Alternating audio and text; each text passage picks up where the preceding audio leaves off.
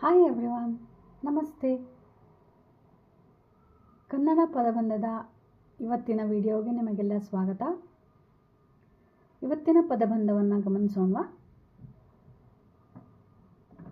ಎಡದಿಂದ ಬಲಕ್ಕೆ ಮೂರನೇ ಕ್ರಮ ಸಂಖ್ಯೆ, ಜೊತೆಯಲ್ಲೇ ಓದುವವನು ಅಥವಾ ಓದುವವಳು, 4 ಅಕ್ಷರಗಳು. ಈ ಒಂದು ಪದ ಸ್ತ್ರೀಲಿಂಗ ಕೂಡ ಆಗಿರ್ಬೋದು ಅಥವಾ ಪುಲ್ಲಿಂಗ ಕೂಡ ಆಗಿರ್ಬೋದು. ಸೊ ಉತ್ತರ ಜೊತೆಯಲ್ಲೇ ಓದುವವನು. ಜೊತೆಯಲ್ಲೇ ಓದುವವನು ಅಂದರೆ ಜೊತೆ ಅನ್ನೋದಕ್ಕೆ ಸಹ ಅಂತ ಹೇಳ್ತಾರೆ. ಓದುವವನು ಅಥವಾ ಓದುವವಳು ಅನ್ನೋದಕ್ಕೆ ಅಂದರೆ ಪಠಿಸುವವರು ಅಂತ ಹೇಳ್ತಾರೆ. ಸೊ ಉತ್ತರ ಸಹಪಾಠಿ ಆಗುತ್ತೆ.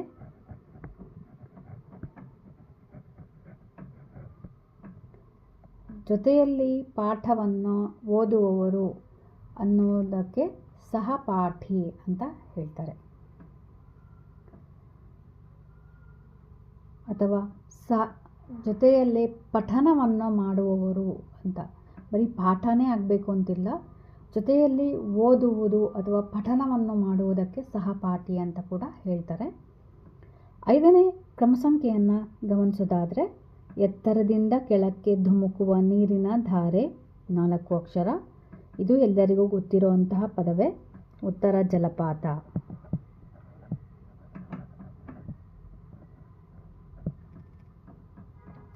ಆರನೇ ಕ್ರಮ ಸಂಖ್ಯೆಯನ್ನು ಗಮನಿಸೋಣ. ತೆಳು ಲೋಹದ ತಂತಿ, 3 ಅಕ್ಷರಗಳು. ಉತ್ತರ ಸಲಾಕೆ.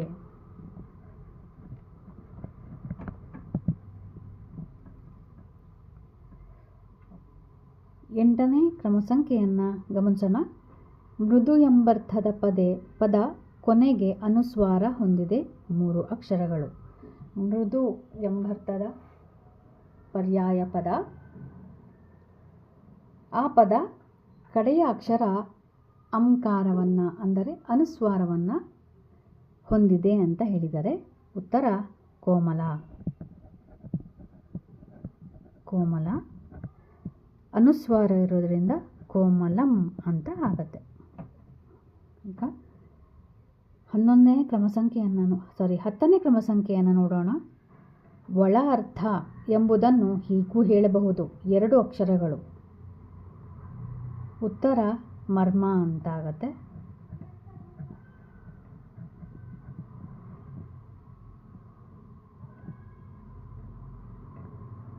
ಹನ್ನೊಂದನೇ ಕ್ರಮ ಸಂಖ್ಯೆಯತ್ತ ಗಮನ ಹರಿಸೋಣ. ಕಾವಿ ಬಣ್ಣದ ಬಟ್ಟೆ, 5 ಅಕ್ಷರಗಳು. ಸಾಧುಗಳು ಧರಿಸುವಂತಹ ಅಥವಾ ಸನ್ಯಾಸಿಗಳು ಧರಿಸುವಂತಹ ಕಾವಿ ಬಣ್ಣದ ಬಟ್ಟೆಯನ್ನು ಕಾಷಾಯ ವಸ್ತ್ರ ಅಂತ ಹೇಳ್ತಾರೆ.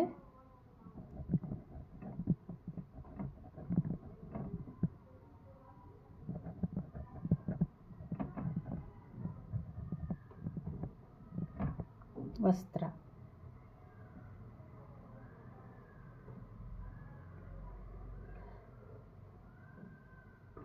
ಈಗ ಮುಂದಿನ ಕ್ರಮ ಸಂಖ್ಯೆಯನ್ನು ಗಮನಿಸೋಣ.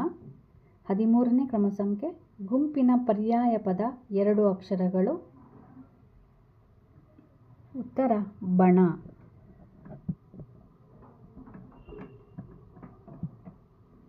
14ನೇ ಕ್ರಮ ಸಂಖ್ಯೆಯನ್ನು ಗಮನಿಸೋದಾದರೆ, ಸಮುದ್ರ ಅಥವಾ ಸಾಗರ, 3 ಅಕ್ಷರಗಳು.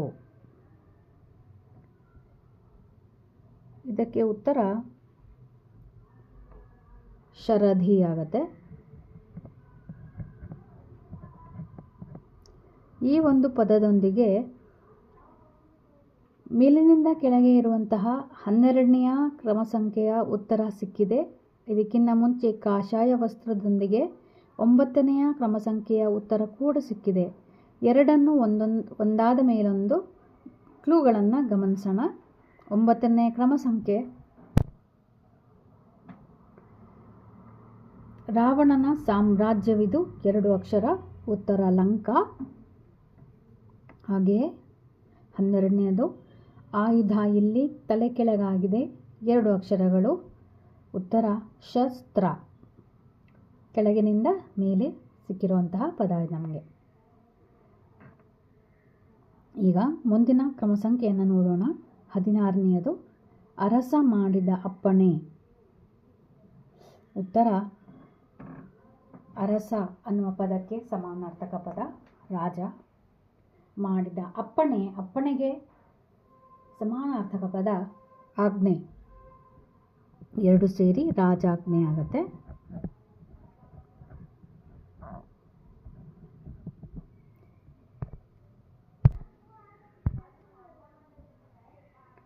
ಈಗ ಮುಂದಿನ ಕ್ರಮ ಸಂಖ್ಯೆಯತ್ತ ಗಮನ ಕೊಡೋಣ. 17ನೇದು ಚೊಕ್ಕವಾದ ಚಿನ್ನ 4 ಅಕ್ಷರಗಳು. ಉತ್ತರ ಅಪರಂಜಿ.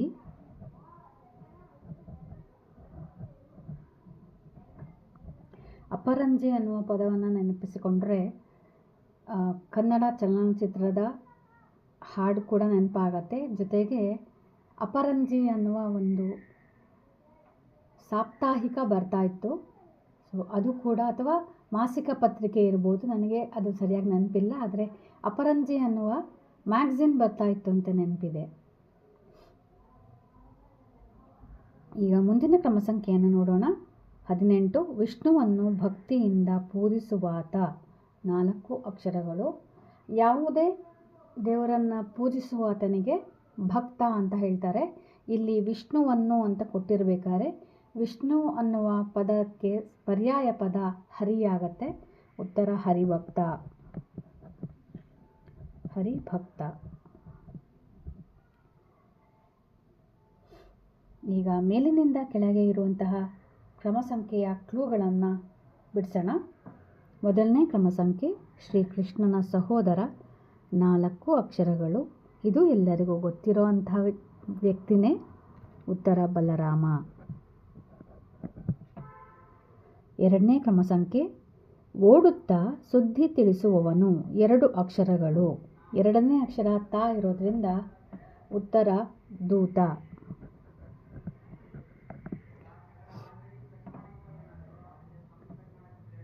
ನಾಲ್ಕನೇ ಕ್ರಮ ಸಂಖ್ಯೆಯನ್ನು ನೋಡೋಣ.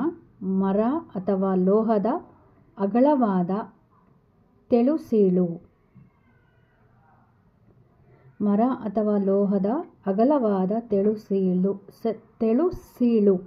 3 ಅಕ್ಷರಗಳು.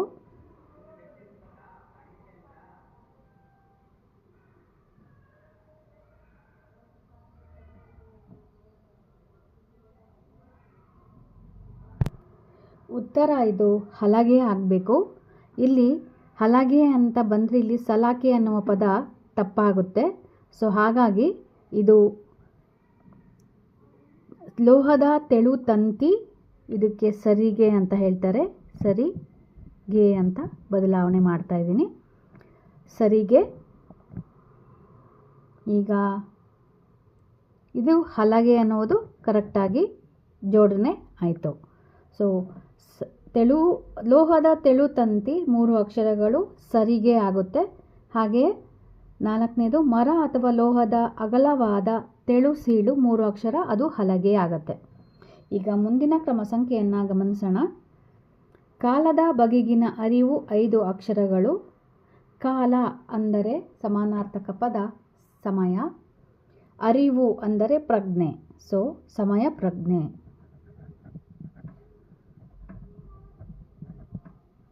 ಈಗ ಮುಂದಿನ ಕ್ರಮ ಸಂಖ್ಯೆಯನ್ನು ಗಮನ ಹರಿಸೋಣ. 7ನೇಯದು ತೊಗಲಿಗೆ ಬರುವ ಕಾಯಿಲೆ 4 ಅಕ್ಷರಗಳು. ತೊಗಲು ಅಂದರೆ ಚರ್ಮ, ಕಾಯಿಲೆ ಅಂದರೆ ವ್ಯಾಧಿ, ಚರ್ಮ ವ್ಯಾಧಿ ಆಗುತ್ತೆ.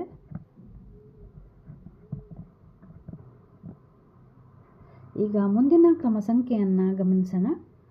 8ನೇಯದು ಹೆಸರು, ಕಡಲೆ ಮುಂತಾದ ಬೇಳೆಗಳಿಂದ ಮಾಡಿದ ತಿನಿಸು 4 ಅಕ್ಷರಗಳು. ಹೆಸರು ಬೇಳೆ ಮತ್ತು ಕಡಲೆ ಬೇಳೆಗಳಿಂದ ಮಾಡಿದ ತಿನಿಸು ಅಂದರೆ 4 ಅಕ್ಷರಗಳು. ಉತ್ತರ ಕೋಸಂಬರಿ. ಕೋಸಂಬರಿ ಯಾವುದೇ ಒಂದು ಹಬ್ಬದಲ್ಲಿ ಅಥವಾ ಸಮಾರಂಭಗಳಲ್ಲಿ, ಮದುವೆ ಅಥವಾ ಮುಂತಾದ ಸಮಾರಂಭಗಳಲ್ಲಿ ಬಳಸುವಂತಹ ಪದಾರ್ಥ.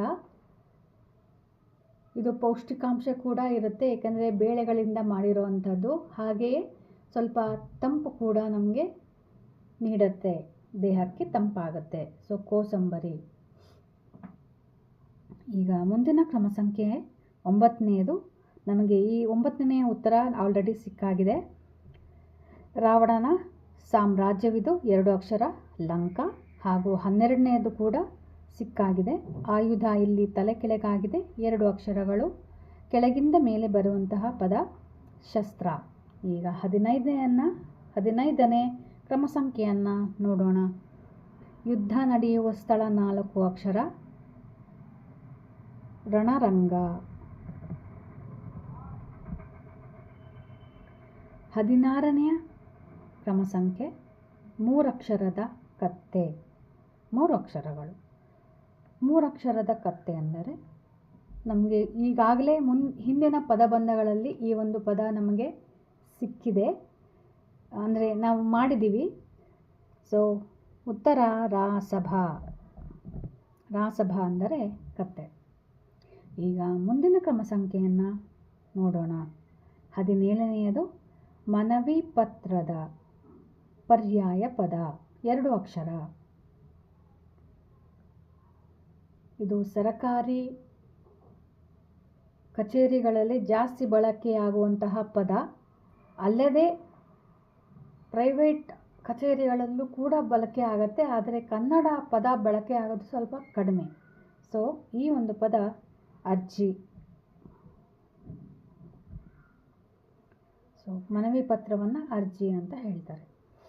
ಈ ಒಂದು ಪದದೊಂದಿಗೆ ಇವತ್ತಿನ ಪದಬಂಧ ಕಂಪ್ಲೀಟ್ ಆಗಿದೆ. ಇವತ್ತಿನ ಪದಬಂಧದಲ್ಲಿ ಸಿಕ್ಕಿರುವಂತಹ ಅಥವಾ ನಿಮಗೆ ಗೊತ್ತಾದಂತಹ ಹೊಸ ಪದಗಳನ್ನು ನನಗೆ ಖಂಡಿತ ತಿಳಿಸಿ. ಮತ್ತೊಂದು ಪದಬಂಧದೊಂದಿಗೆ ಮುಂದಿನ ವಿಡಿಯೋದಲ್ಲಿ ನಿಮ್ಮನ್ನೆಲ್ಲ ಭೇಟಿ ಆಗ್ತೀನಿ. ಅಲ್ಲಿಯವರೆಗೆ ಟೇಕ್ ಕೇರ್. ನಮಸ್ತೆ.